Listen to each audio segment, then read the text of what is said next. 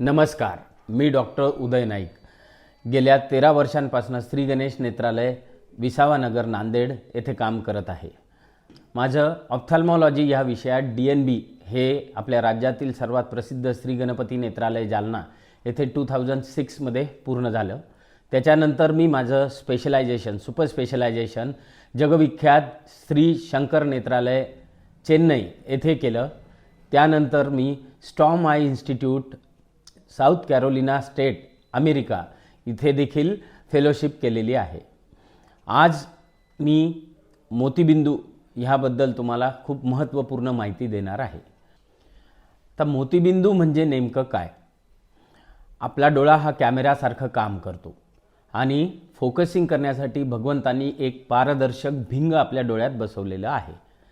हे भिंग जेव्हा गढूळ होतं किंवा पांढरं होतं किंवा अपारदर्शक होतं, अशा कंडिशनला मोतीबिंदू असे म्हणतात. मोतीबिंदू झाल्यावर रुग्णाला किंवा व्यक्तीला दिसण्यासाठी धूसर दिसायला लागतं, म्हणजे अंधुक दिसायला लागतं. आणि मोतीबिंदू हा खूप वाढला तर दिसणं हे पूर्णपणे बंद देखील होऊ शकतं. मोतीबिंदू का होतो? मोतीबिंदू सहसा वयोमानाने होणारी प्रक्रिया आहे. सहसा 60 वर्ष वय झाल्यानंतर प्रत्येकालाच मोतीबिंदू होऊ शकत असतो, परंतु अगदी नवजात म्हणजे 1 दिवसाच्या बाळाला देखील मोतीबिंदू होऊ शकतो. डायबेटीस वगैरे असणाऱ्या व्यक्तींमध्ये मोतीबिंदू हा वेळेपेक्षा आधी होतो. लहान मुलांमध्ये सगळ्यात जास्त महत्त्वाचं कारण म्हणजे मार लागून डोळा फुटून मोतीबिंदू होणं हे आहे. आणि अत्यंत लहान असणाऱ्या व्यक्तींना कधीकधी हेरिडिटीमुळे, कधीकधी आईला पोटात होणाऱ्या इन्फेक्शनमुळे देखील मोतीबिंदू होऊ शकतो. वयोमानामुळे होणारा मोतीबिंदू याला ट्रीटमेंट किंवा कुठल्याही प्रकारचा मोतीबिंदू ह्याला ट्रीटमेंट केवळ एकच आहे आणि ते म्हणजे ऑपरेशन. कोणत्याही प्रकारचा ड्रॉप, गोळ्या, इंजेक्शन किंवा इतर भोंदू बाबांनी दिलेल्या गोष्टी ह्यामुळे मोतीबिंदू कटत नाही, जात नाही. त्रिलोकात कुठेही जा, मोतीबिंदूसाठी ऑपरेशन हाच एकमेव इलाज आहे.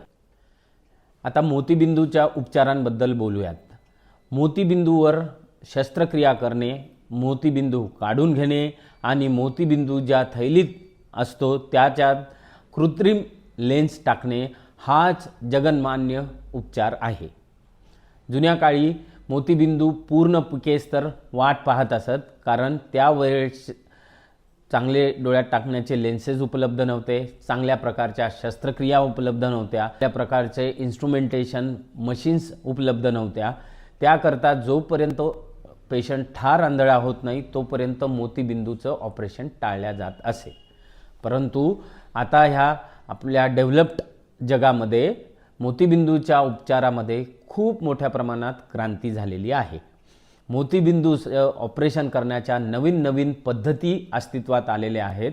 अगदी 2 मिलीमीटरच्या कमीपेक्षा जखमेमधनं देखील आपण मोतीबिंदू काढून घेऊ शकतो आणि त्याच्या जागेवर कृत्रिम लेन्सेस टाकून आपण जी गमावलेली दृष्टी आहे ती पूर्णपणे वापस आणू शकतो. मोतीबिंदूवर उपचार करण्याच्या शस्त्रक्रिया सहसा टाक्याच्या आणि बिना टाक्याच्या अशा 2 प्रकारात मोडतात.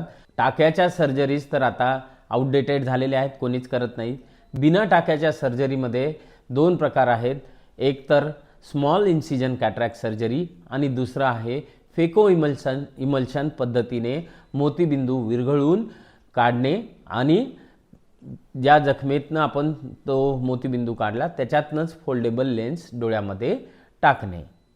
आता SICS आणि फेको ह्या 2 पद्धतीमध्ये सगळ्यात चांगली पद्धत म्हणजे फेको इमल्सिफिकेशन आहे आणि ह्या पद्धतीमध्ये दिवसेंदिवस खूप डेव्हलपमेंट होत आहेत. स्मॉल इन्सिजन कॅटरॅक्ट सर्जरीमध्ये 6 मिलीमीटर जखम असते, तर फेको पद्धतीच्या ऑपरेशनमध्ये 2.5 किंवा त्याहीपेक्षा कमी जखम असते. त्याच्यामुळे फेको पद्धतीत ऑपरेशन केल्यानंतर 2 ते 3 आठवड्यानंतर जखम पूर्णपणे भरून येते आणि रुग्णाला आपलं दैनंदिन काम चालू करता येते. फेको पद्धतीमुळे ऑपरेशननंतर काळजी घेण्याचा काळ हा फक्त 3 आठवड्यापर्यंत मर्यादित राहतो.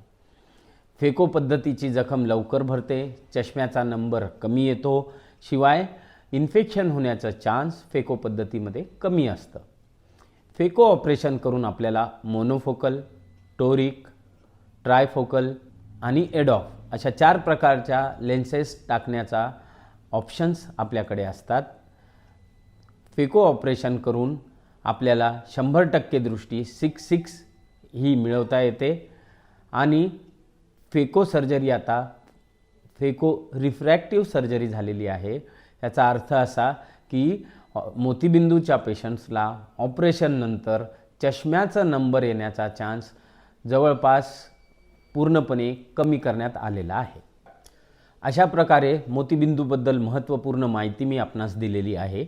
तुम्हाला अजूनही माहिती हवी असल्यास तुम्ही तुमच्या जवळच्या ऑफ्थॅल्मॉलॉजिस्टकडे भेट देऊ शकता किंवा मला श्री गणेश नेत्रालय, विसावानगर, रेस्ट हाऊसच्या शेजारी, नांदेड येथे येऊन देखील भेटू शकता. धन्यवाद.